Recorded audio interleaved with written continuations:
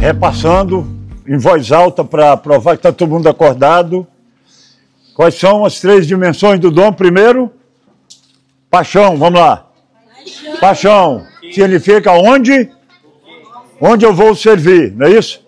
Seu chamado, sua corrida, que queima dentro de você. Dom, que eu vou fazer lá, não é isso? O que é que Deus depositou em mim de uma forma especial que vai fazer diferença naquele ambiente onde eu vou chegar, onde a minha paixão se manifesta. E, finalmente, o meu estilo. Como é que a minha personalidade vai influenciar, vai fazer diferença naquele lugar. Bom, por que é que a gente deve servir? 2 razões estão aí. Vamos lá, todo mundo em voz alta. Os propósitos propósitos em servir são adorar a Deus, servir as pessoas. Adorar a Deus e servir as pessoas. Toda vez que a gente pensa em encontrar Deus, Deus nos coloca diante de pessoas. Não tem como a gente pensar em Deus desconectado das pessoas. Não tem como. Tá? João 3,16 é a prova disso. Deus amou o mundo que veio aqui. O amor dele se manifesta aqui. Então, quando a gente pensa em Deus, Deus se manifesta nas necessidades e nas demandas do próximo. Então a gente precisa estar atento a isso, né? Adorar a Deus servindo as pessoas. Não tem como desconectar esse negócio aí. Vemos isso em muitos lugares da Bíblia, né? Os 10 mandamentos, por exemplo, tão conhecidos. Se você pega os 10 mandamentos, os 4 primeiros mandamentos são em relação a Deus. Os outros 6 em relação ao próximo. A partir do versículo 12 de Êxodo 20, são 6 próximos mandamentos, honra teu pai, não matarás, não adulterarás, não furtarás, não dirás, não cobiçarás. Os outros, 4 em relação a Deus, os outros em relação ao próximo.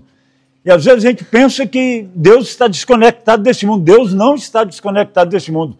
Os mandamentos de Deus nos direcionam às pessoas. Não tem como. Eu gosto muito da igreja, eu não gosto das pessoas. Tem alguma coisa errada nisso aí. Eu não gosto das pessoas. Gosto do culto, gosto de louvar o Senhor, mas eu não gosto de gente. Igreja é lugar de gente. Igreja é lugar de gente. E gente com todos os problemas e virtudes que nos marcam, tá? Com todos os problemas e virtudes. É isso que somos. Então, o grande mandamento, tão conhecido, nós vamos ler todo aí, Mateus 22, 37 a 40, na apostila aí, vamos lá?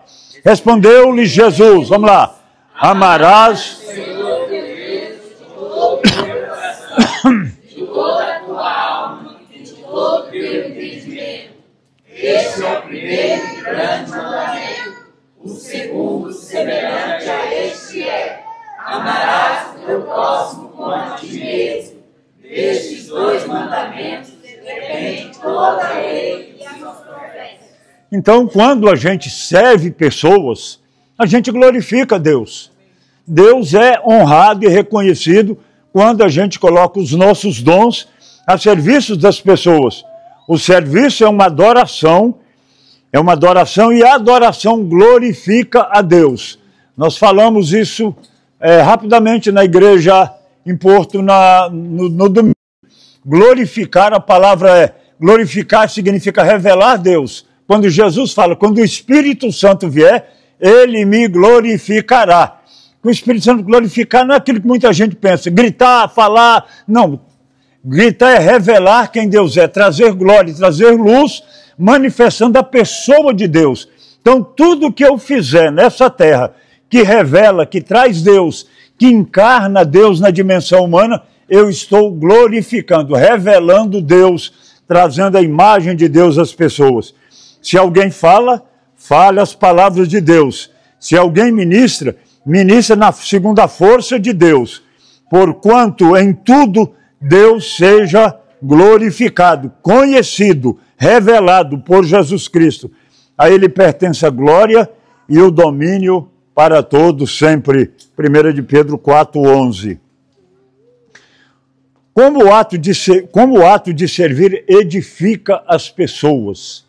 A palavra edificar tem a ver com construir.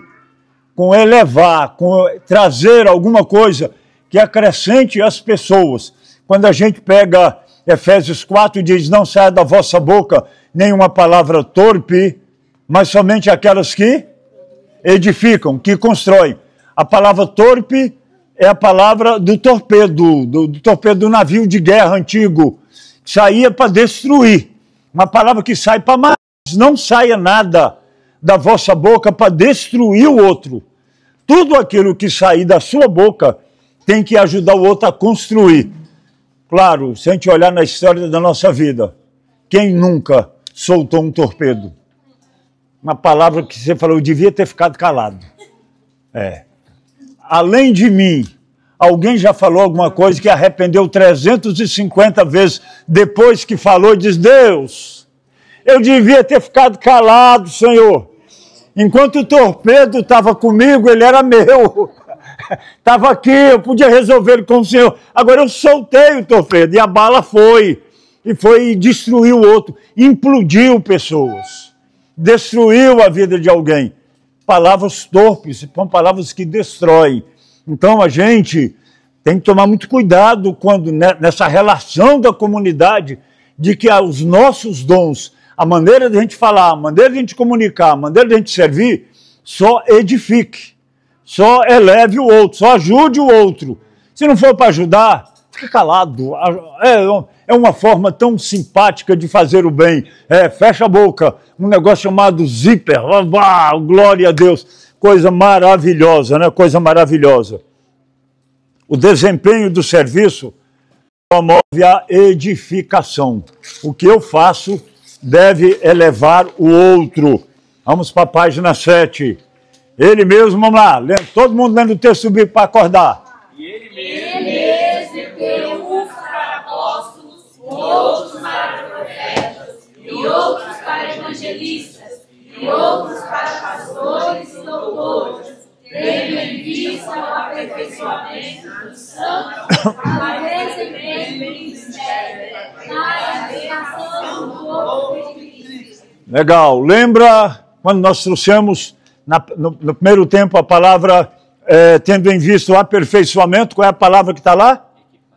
Equipar. Colocar instrumentos para a pessoa ter condições de desenvolver. Esse é o chamado da liderança da igreja, equipar as pessoas. O pastor tem a missão principal de equipar a liderança e a liderança equipar os membros para que a obra de Deus seja feita. E aí volta lá para a nossa demanda lá do começo. Às vezes a gente espera que as pessoas façam, mas elas não estão equipadas. E elas não estão equipadas. E a gente reclama porque elas não fazem, mas elas não estão equipadas.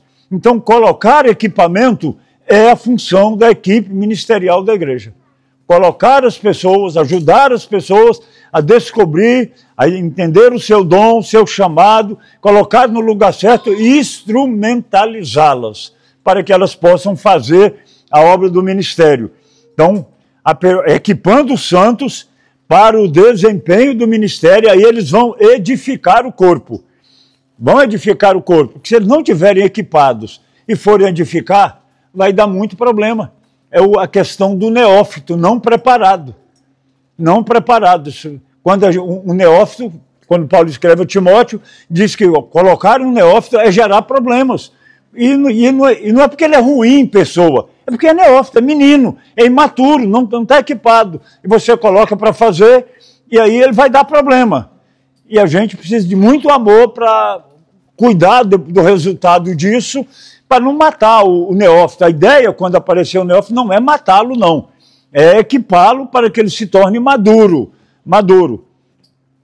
Muito bem. Então a gente tem que ter motivação correta, edificar o corpo. Você se lembra de algum exemplo bíblico de alguém que serviu com motivação errada? Alguém que serviu, fez um trabalho lindo, mas a intenção do coração era a pior possível. Você se lembra de alguém? Vamos lá. Saulo, quando estava perseguindo a igreja, achava que estava fazendo a obra de Deus. Ele acreditava naquilo, eu estou preservando o judaísmo, fazendo algo grande com a motivação errada. Vamos lá.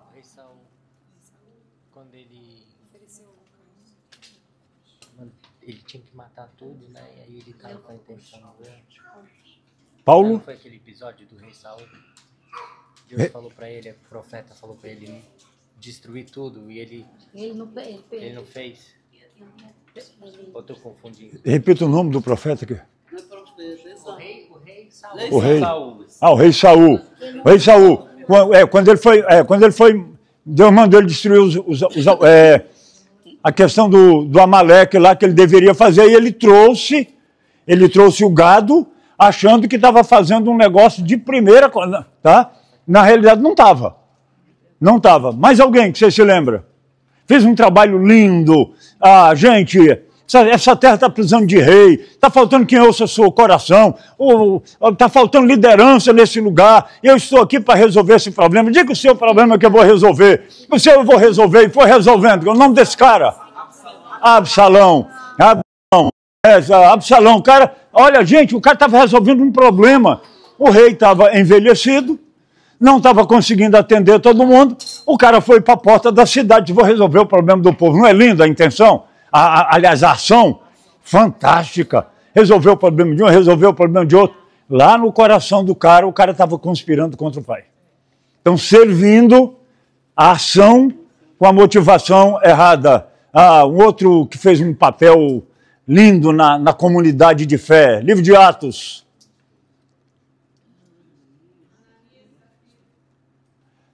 Vendeu a sua propriedade e trouxe, porque o Barnabé fez e foi um sucesso. Então eu vou ser um sucesso também aí atrás.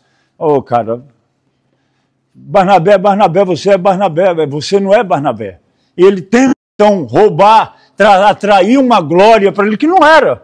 Não era. O Barnabé não fez isso com essa intenção.